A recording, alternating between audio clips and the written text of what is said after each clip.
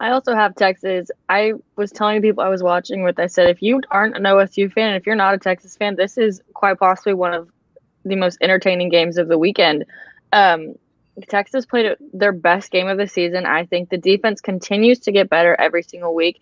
We've all talked about Joseph Osai, but Joseph Osai is one out of the 11 guys on the field, and all of them played their best game. And I think if the defense continues to do that, they're just showing what a great powerhouse they are. But OSU did put up a really, really good fight. So the Pokes didn't choke at all. I think the defense really won this game for us. I also am not giving up hope. I think that the defense has gotten better every single week, and I think they'll continue to get better. The defense on their side, I also don't want to eat my words, but I think the defense proves that they have what it takes to be Big 12 contenders, like the Big 12 championship contenders. Sam Ehlinger and the offense have not played a full game, though, where they're on their A game. So I think that's going to be the real kicker to see if the Longhorns can pull out a win, is if they can play one full game where they're on their game for 4 quarters. But like Amy said, the Longhorns are not controlling their own destiny to get there. I think they have I might eat my words saying this, but I do believe that the Longhorns will have an easier shot winning the Big 12 championship than getting to the Big 12 championship. I think the biggest key matchup is going to be the West Virginia defensive line versus the Texas run game, because they have a very strong line. So it's going to be a battle of the box. And if there's a 3-man rotation, and if all three of them have a great game, that's going to be the matchup that you have to look at between Texas and the line. I'm just really excited to see the battle between Texas and Texas A&M. As someone who grew up bleeding burnt orange and hating maroon, this always excites me to see. And if the Longhorns can't get it in football, they can get it in basketball. So that's my favorite matchup that I'm seeing on the line, is just A&M versus UT. Same old rivalry. I also think contenders, they look really, really good. Their defense runs so deep. Of course, you have the stars as in Watt and Hayward and Hayden, but there's so much more players than just that. They have a stacked roster. Ben Roethlisberger, after coming back from his elbow surgery, he looks better than ever before. And you can't forget Big Ben. He's so solid in everything that he does. And this team, I don't want to say they're a team of destiny, but this is the best the Steelers have looked in a long, long time. I'm going to throw a little bit of a curveball in here, and I'm going to say SMU. Shane Buechele and I'm forgetting their mascot, but SMU, they're looking really good. They're breaking lots of school records, and for them being not a Power 5 conference and ranked number 18, that is something that I was looking through the rankings and just really surprised me, and they've really stepped it up. So they're my most impressive. Do I think they're going to make it to the college playoffs? No, but I think that of all the teams right now, they are the ones that, if you look at the rankings, I was least expecting to see there, and how high they are on their rankings. I was just trying to think of the smartest football player I know, and well, not personally. I don't know Peyton Manning personally, but I would pick Peyton Manning as my assistant coach. Unfortunately, of the Houston Texans, which it just pains me to say they're my favorite team, but born and bred, absolutely love them. I think me and Peyton Manning together could really turn some things around in Houston. Peyton Manning would be the assistant coach, but really the head coach, because he is so much more knowledgeable. He is like a football computer. So Peyton Manning would be my assistant coach. I'm really ashamed to say, but mine was very similar. The thought process of just how it distracts. But I think if you send someone onto the field, just send a streaker, just doesn't matter what type of person, you send someone running onto the field that's clearly not supposed to be there and just kind of running around wherever they're lined up to kick the field goal. I definitely think that is going to distract everyone in the stadium, but definitely the team. Said, what does Texas need to do to rebound against Kansas? And they need to rebound offensively and defensively. They need to control the ball if God, hopefully they miss their shots, they need to obtain the ball. And if Texas misses their own shots, they need to go get them and have those second chance opportunities. They also cannot be going on these long droughts. They keep going on these 5-minute, 6-minute periods of times where they just don't score at all. And even defensively, if they can step up to the plate, Kansas is a good shooting team. They are a high-scoring game. They need to be able to make their shots, and you don't have to make all of them, but you need to not be able to go on those long droughts, and you need to keep possession of the ball. You know, as much as I would love to be super optimistic, I think it's a little, it's not realistic to say that no one's going to beat Texas. It's baseball. You lose games in baseball. There's so many games. Yes, Texas pitching has been lights out. Yes, they have dominated every game they're playing, but they're going in a tournament against very good teams, and so someone is bound to have one bad night, whether one pitcher just can't get the job done, whether an outfielder makes a mistake, the batting's not on, something's going to happen to where Texas can't go an undefeated season in baseball. That is a very unrealistic thing to do with the sheer amount of games. And so do I think Texas will come out on top of this tournament? Yes. Will they clean sweep it? Probably not. Look, you can't deny that they've had a good showing in those last 3 games. They look strong. However, to be back, you have to beat good teams. And the teams that they've been playing haven't been of the same level as Texas softball. Those games should be wins. I think that they need to play much tougher opponents and beat those teams for them to have confidence that they are back on track. Until they can do that, they are looking like they could be back on track, but you can't. I am not going to sit here and say absolutely until they beat a very good team. Well, I think Mr. Roger Goodell needs to thank Mr. Rob for making him look like a better commissioner, because I thought that was a hard thing to do, but clearly not. So baseball cannot afford this right now. The MLB, the organizations cannot afford to not play games. The popularity of baseball with the average fan is already declining. People don't want to watch these games, go to these games, because there's a sheer amount of them. The popularity is decreasing. People have better things to do with their time and money. And so, quite frankly, the average fan doesn't care. And that's a problem, that they don't care and that they're like, sure, whatever, because they only want to tune into the playoffs, the World Series, or the games leading up to that to see who gets in.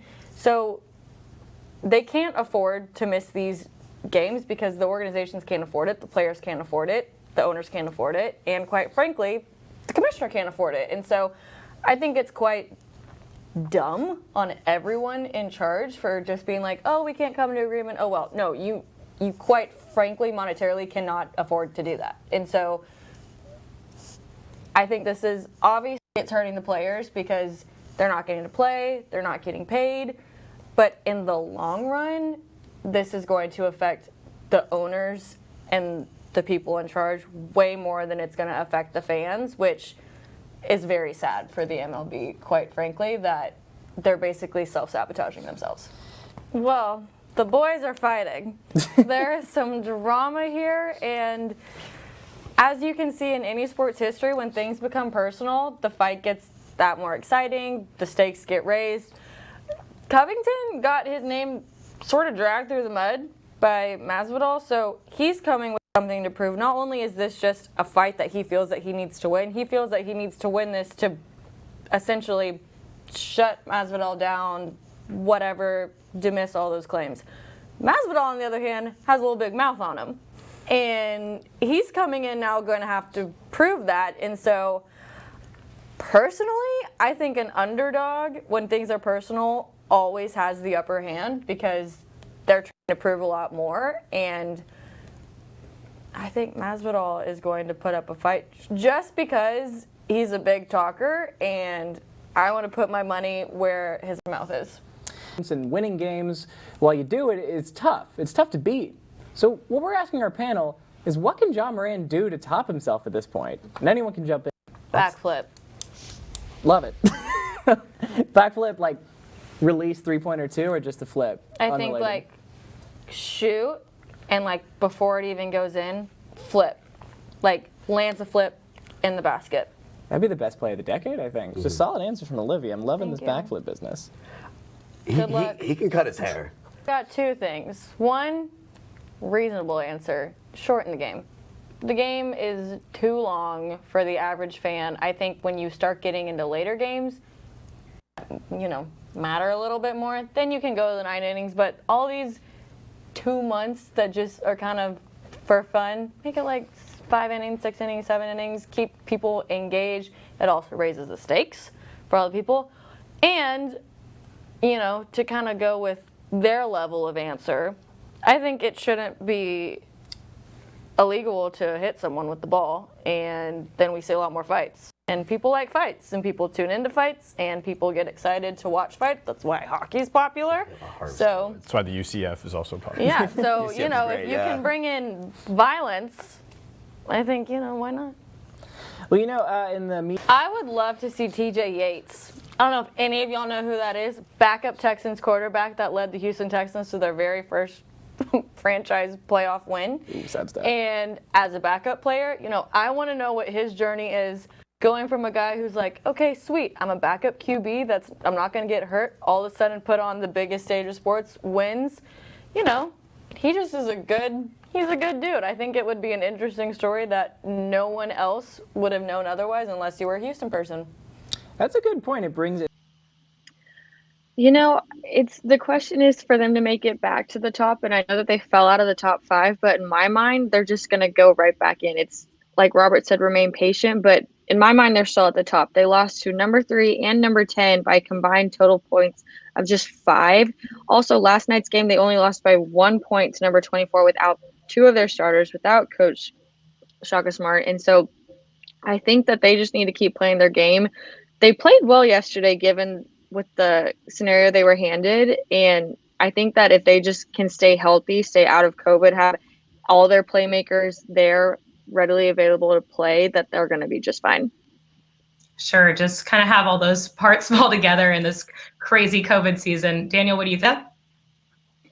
That's so difficult because this is the best UT has looked in a very, very long time. But I'm going to have to go with the veteran Matt Coleman.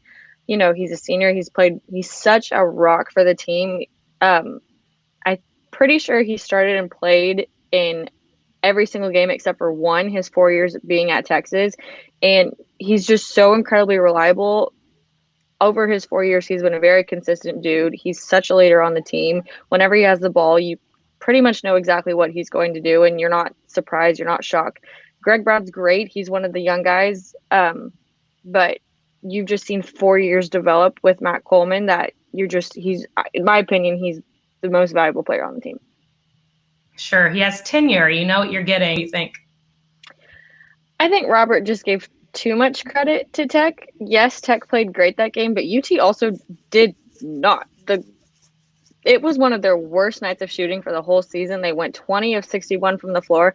Charlie Collier, their star, only scored 13 points. I think this next game, like Daniel said, they're going to be upset. Also, if you look historically, if you lost on a road to one team and you're going to come back and play that team again on your court, you are going to be mad.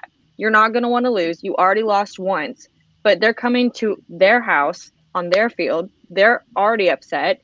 I think if they can get Charlie going early, that they're going to be able to defend the home court. I'm going to be honest, when I first heard about the coaching change, I was a little skeptical of it, but after watching the Alabama in the college playoffs and watching that offense and what a solid rock they were, it made me more excited for Coach Stark coming. Also, he's brought a great staff coming over. He's also been handed a good team. Yes, Sam Ehlinger left. We also have some other notable leaders left. But if you look at the Alamo Bowl, Casey Thompson did better than Sam in the Alamo Bowl. He's hungry. You have the best running back duo, in my opinion, in all of college football with Bijan and Rashawn. You have a solid defense. Stark's being given the tools to have a good team. On top of him coming in with his experience, he's fresh off a national championship. Of course, I want to say that we're going to go to the national championship. I am UT's biggest fan. However, I think a reasonable expectation is for him to make it to the Big 12 championship, win the Big 12 championship, and then get a New Year's Big 6 bowl game. All right. Olivia shot a little bit past. Daniel, what do you think? Well, I can tell you who disappointed me the most, which was my Houston Texans, but that's just not really fair because they're always a disappointment. However, I think the team that should be the most disappointed is the Pittsburgh Steelers. They went 11-0 to 11-3, ending 12-4. Yes, they had to play 3 games really quickly due to schedule changes with COVID. But I literally said it the last time I was on College Crossfire that they were a team of destiny, that they were going to be the next 1972 Miami Dolphins, and they just losing in the first round to the Browns, like the Browns. Like I'm sorry, but that was just very disappointing to me. And I'm not even a Steelers fan, but they were the team that I picked from the beginning. They were my team of destiny. And I think that was just a bust. They started out way too high and they just choked at the end. So 2 things. One, I'm taking surprising in the other direction as I guess disappointing. Also, I was with Daniel as far as when I also got the text message and the puck was back. I said, Virtual high five. Okay. And so I had to do a little bit of research today, but I guess it would be Tony D'Angelo. If I'm butchering that, I'm so sorry.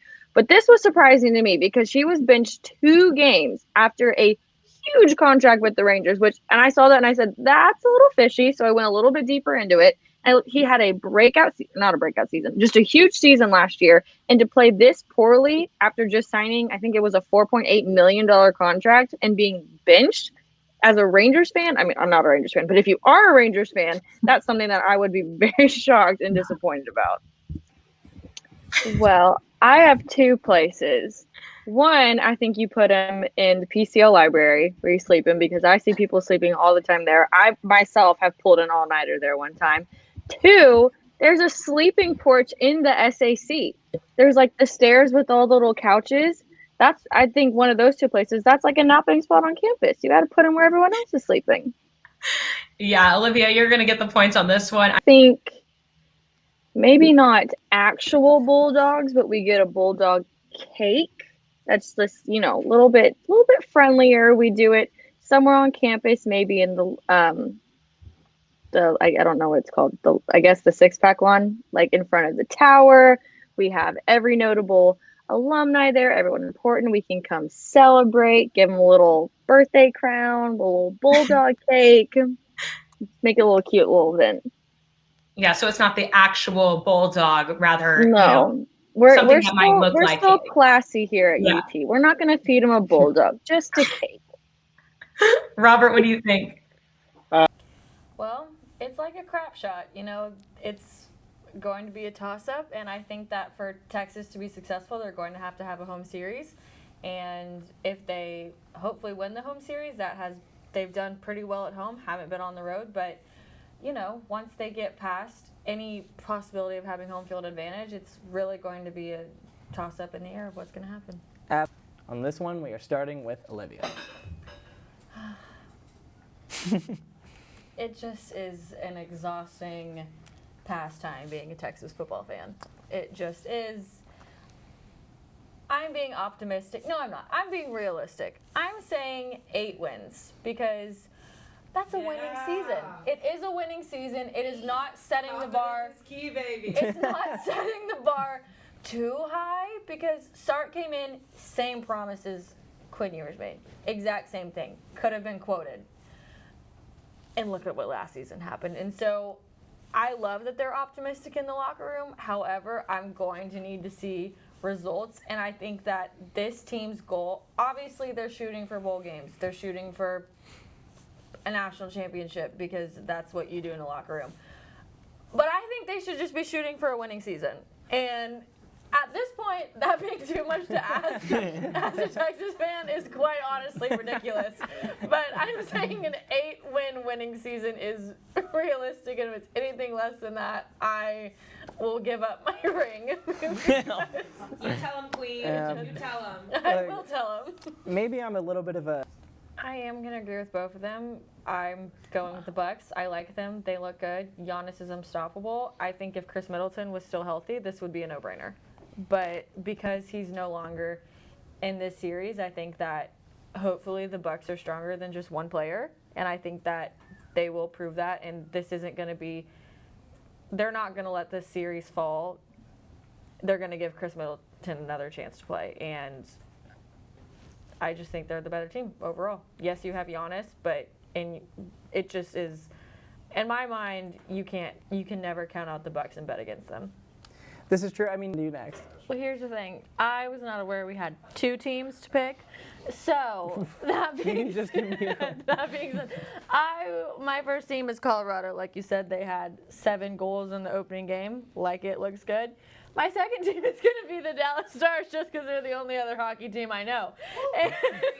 So I don't know what they look like. I don't know what their record is. But, always got to go with Texas. They're pretty good. They're a wild card. I mean, theoretically, they have just as much a chance as anybody. So great answer. It's anybody's game, Yeah, Drew. it's anybody's game. It's anybody's game. A lot of playoff left. It's still anybody's game situation. I'm going to be a tad bit more optimistic. I think that hopefully the Oklahoma State series was the swift kick in the butt that Texas baseball needed. We've said it in the first group of panelists. The pitching needs a lot of work. However, the rest of the team doesn't. And so if the pitching can get, back into preseason caliber that they were looking at, we know this team is not last year's team. It's just not. However, if they can get playing to a somewhat level as they were, I think they can make it out of the regional round. I do think that they will be able to make it to Omaha, but that is only if the bullpen figures itself out and if the starting pitchers can show up and play like they are starting pitchers. Absolutely, predictions ranging from regionals to Omaha. This is what happens over our 4 years, so easy to say they'll keep doing it. That said, Olivia, we're on to you next. Well, my answer was Texas women's basketball, but I do not think I can compete with that answer. So, that being said, hot take, I'm going to go with Texas football because it cannot get any worse. And so their future is brighter than what it was. I do think that, we have... Yes, 5 wins is bad. I'm not denying that. But anything better than 5 wins is a bright future. Is it bright? The question's not the most relatively bright future. Look, that is my thing. I'm thinking that all this NIL stuff, they're going to be bringing in better people. We've got a lineman we've got the best class of linemen coming in because they're getting paid, but that's going to create more opportunities for quarterbacks in the offense to shine. So I think that Texas football has a bright future. I still think it's women's basketball, but that's going to be my argument I make right now. Yeah, top 10 recruiting class in women's basketball. You can't beat it. I think there is something to be said. I don't think any program in any sport in the whole country has as much potential to buy themselves a championship as Texas football. So hopefully that comes to fruition. I'm not sure about it, but hey, Marcus, we're on you next.